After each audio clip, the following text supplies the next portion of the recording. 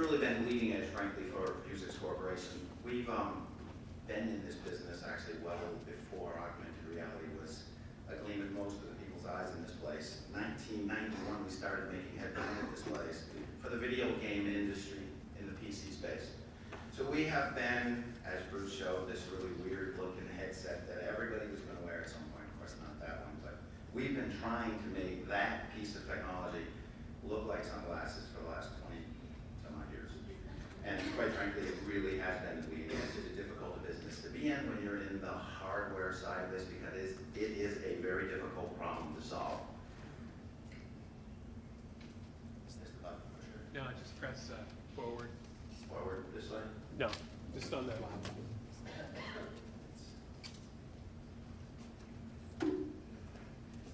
Well, there you go. And on this screen, I'm older too. I got to read with my glasses. Sorry, folks, bear with me. So today, everybody is pretty much up in arms about augmented reality. Literally, it's a cool concept. It stands a chance of changing the world when you can take the internet and turn it into our everyday walking around lives. The problem is, it's based upon a smartphone today. A device that you have to literally hold up with your arms out in front of you to see the augmented space, or your tablet. So, you can see it's an exciting thing. People do enjoy doing it, but you don't see a lot of people walking in downtown New York City holding their phones out in front of them to navigate to the nearest ATM. I mean, it's a cool concept, but it's not a mass market thing the way it is today. In Vuzix's perspective, it's a case study for the need for a thing called smart glasses. Just like the smartphone, but the whole concept is built into the glasses, and that's really what Vuzix is pushing for. These things need to be natural to use. They can't look odd. They have to be a fashion statement. Bruce's original headset that came from NASA or the defense space, nobody in their right mind would wear that out in the real world. And that's been a lot of the problem associated with the technology. It's hard, the optics are difficult, and it's really challenging to make small and look like a fashion statement, which is required. Today, the smartphone is an amazing device. It is changing industries all over the place. Your laptop today, your smartphone has as much processing power in it, and it puts out just as much video capability with the graphics processors in it as your PlayStation does. It's an amazing tool with a little bit of a 4-inch screen. So it's streaming for a better solution also. So you got augmented reality that could actually completely change the way people interface with the web.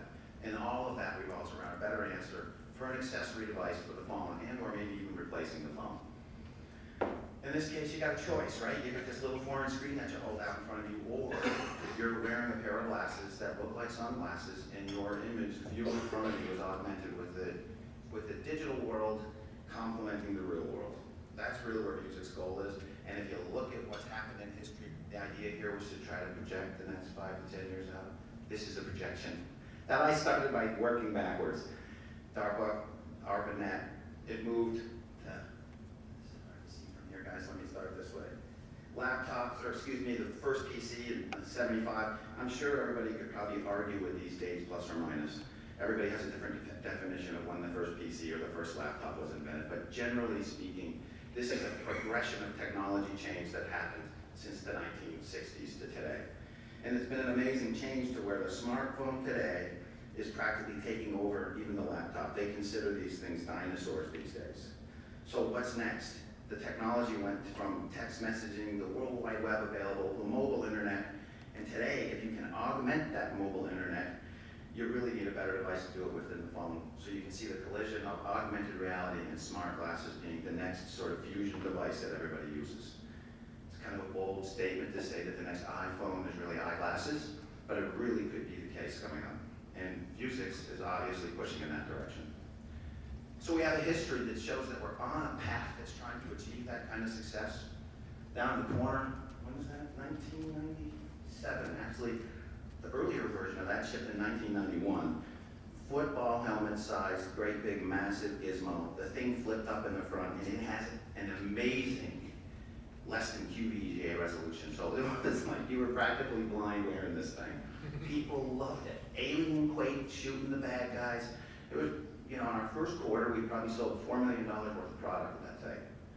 And then it fell flat because the technology really wasn't up to the user's expectations, big and bulky, as anticipatory as it was.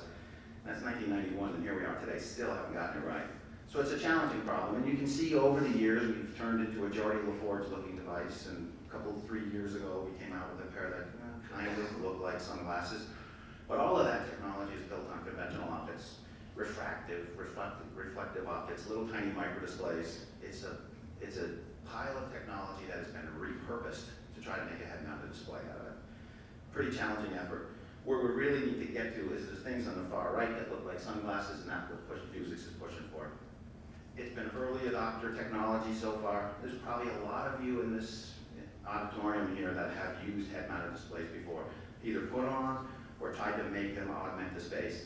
And I think you all would agree that it's challenging. It doesn't make that compelling of an experience just yet, and a lot of it's based upon the fact that the technology is just not there yet. It's getting closer, and Vuzix believes it's right around the corner.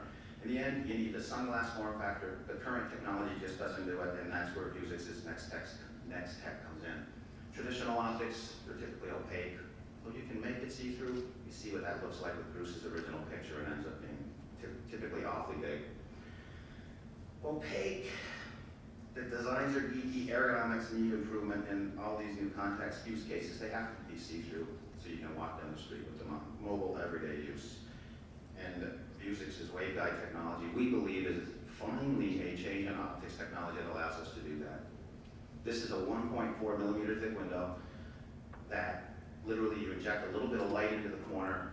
It operates like a fiber optic, squeezing the light inside this thin piece of plastic. When it hits the output gratings, it injects light in front of your eye, creating virtual image in space. So we've gone from these great big conventional optics into something that's as thin as your reading glasses, these guys right here. It's an amazing piece of technology.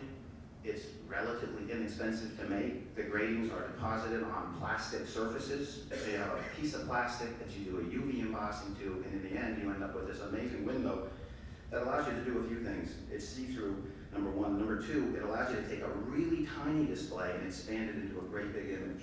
So in the corners you can put the display engines instead of these great big things, these little tiny projection engines. So we add all this thing up, making it low cost, etc. Oh, sorry, jumping ahead a little bit. This is an image seen through the waveguide. And we have in the back an operating waveguide with us. In a model for what it all looks like, when you put all that technology together, you end up with something that literally will be in this form factor.